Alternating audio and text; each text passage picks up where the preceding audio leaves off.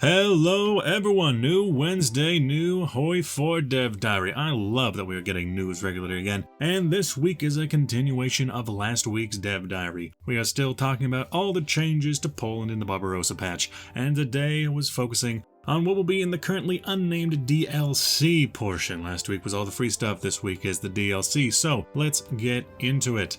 The political tree shown off is split into three major categories: the Peasant Revolt path, that becomes the communist and democratic options, the fascist path, that includes both independent and German puppet paths, and the monarchist path, which is something I hadn't even thought of in the last week, but commenters did point it out as a possibility, and they turned out to be right. I really should have seen that coming considering how much the dev team loves putting in monarchist paths. But enough about the aristocrats, we need to talk about the peasants, specifically the peasant strike. The early game Crisis of Poland is playable in the DLC. It's a coalition between democratic values and communist values, similar to Republican Spain, and just like Republican Spain, it can go either way, assuming you win the Civil War. If you have played as Spain with the La Resistance DLC, you should be very familiar to this sort of revolt planning that is shown off in the section of the Dev Diary. You got your focuses for more troops, decisions, and provinces to get support, and loyalty for your generals. The one thing that is extremely cursed about this path is that if you, as the Peasant Union, win the war, you seem to continue as Green Poland for the rest of the game, unless you change tags through a political union. That is not the color I would have chosen for Communist Poland, but here we are. Now, if you win the Civil War, you get a few different options of how you're going to deal with the impending threats from Germany and Russia. If Poland is communist, it can simply surrender yourself to the Soviets and lose half your country in the process. A safe option, but not one most people are going to want to do. The anti-Soviet communist option appears to allow you to denounce fascism, capitalism, and Stalinism, completely isolating yourself and almost certainly resulting in a game over. On the other hand, if you do come out of the Peasant Revolt as a democratic nation, you can form the Morgus Pact. I think that's how you pronounce it. An alliance with France that ignores Britain in a sort of Polish-led little entente. Now, Poland, a nation that typically capitulates nearly instantly, allying itself to France, a nation that also capitulates nearly instantly, without Britain to back them up, seems like a recipe for disaster, but there's an option if you want it. The pact would also allow players to access the Międzymorskie focus early, so that even more nations can be a part of the peace deal that's about to happen. You can tell, I'm not exactly looking forward to playing this back. I think I'm going to skip that one. There is, however, another way. The way of the Polish colonial empire. If you, as a democratic or even an anti-Soviet Poland, decide to join with the British instead of the French, you get access to the Maritime and Colonial League, with the ability to purchase your own colonies from other nations, such as Madagascar and Palestine. Which, on one hand, is the craziest thing I read in this dev diary, and yet it's also historically accurate to the period. Poland really did try to purchase land around the world in the 1930s, in places like Madagascar, Brazil, and Liberia. Poland, what were you doing? There goes Hoi 4 again, teach me weird facts about history. The dev diary mentions that getting any of these holdings would allow you a place to exile yourself when the home defense inevitably falls to the Germans. Moving on to the monarchy paths, it starts with the Regency Council and the 5th of November Act. Remember the 5th of November when Poland promised that it would elect a new king and then it just didn't. Became a republic instead. Well, now with this DLC, you are able to correct the mistakes of the Regency Council and actually make good on the Kingdom of Poland through three distinct options.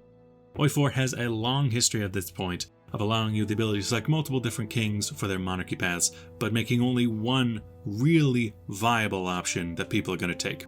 Think Hungary, where you're going to pick the Habsburgs and reform Austria-Hungary, Germany, where of course you're going to restore the Kaiser, or even France, where everyone's going to pick Napoleon because of these other two schmucks.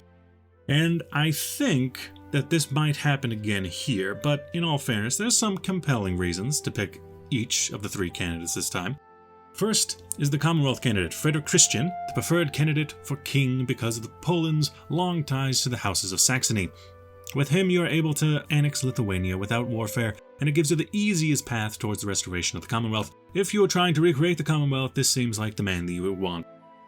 Next is the candidate that surprised a lot of my viewers when I posted the screenshot today, but makes more sense when you think about it. Michael I of Romania, who, as the Polish monarch, would be called Michael II.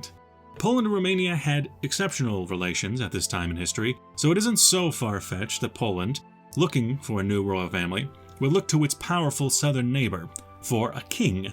With Michael on the throne, Poland and Romania can unite into the Kingdom of Poland and Romania, and go about annexing Slovakia and Hungary through focuses. A bit of a far-fetch.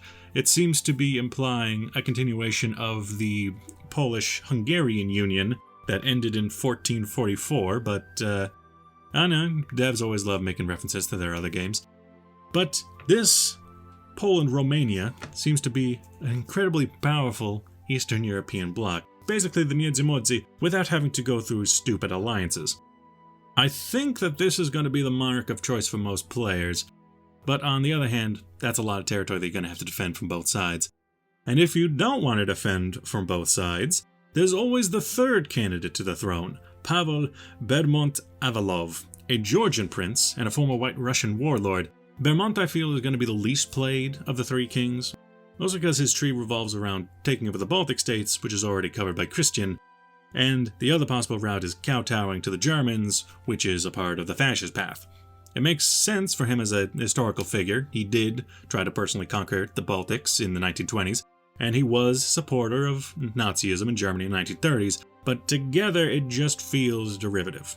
Perhaps this would be the best path if you want to go for a Central Powers game with a puppeted Poland, but I don't know. Speaking of surrendering to the Germans, we have the fascist path. The Dev Diary makes note of the difference between two different groups of fascists in the country, let me try to pronounce this, Endetia and the Phalangia. I don't really see where the differences are between these two, as the paths are not mutually exclusive, at least in focuses. So without being able to read what the effects of these focuses are, I don't really know what to expect.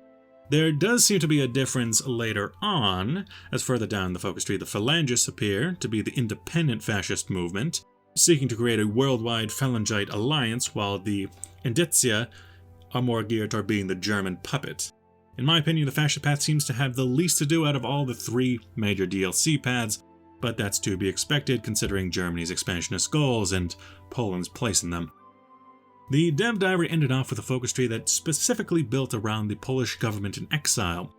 This is interesting because the government in exile, as a game feature, is unique to the Man the Guns DLC. There's no mention here if this section of the focus tree is available only to the owners of Man the Guns, but I assume so. What confuses the issue even more is that part of the exile focus tree, the Expand Polish Intelligence focus, which gives intelligence operatives a codebreaker advisor. But those are mechanics specific to the La Resistance DLC, and it is stated specifically that owners of La Resistance will be getting new operations as Poland, including a manual Warsaw Uprising. So that makes me wonder if you need La Resistance DLC to get this part of the focus tree as well, or if there are different effects without the DLC. Without confirmation either way, I can't say for sure, but it has left me pretty confused on the issue. Now that we have seen everything that the Polish focus tree is receiving, I will say that I'm hyped to see the rest of what this update has to bring. There's no real hints of what next week's Dev Diary is going to be on, except for this suspicious General's cap that appears to be in the UI in these screenshots. But until then, thank you for watching. I'll see you guys next week. Bye bye!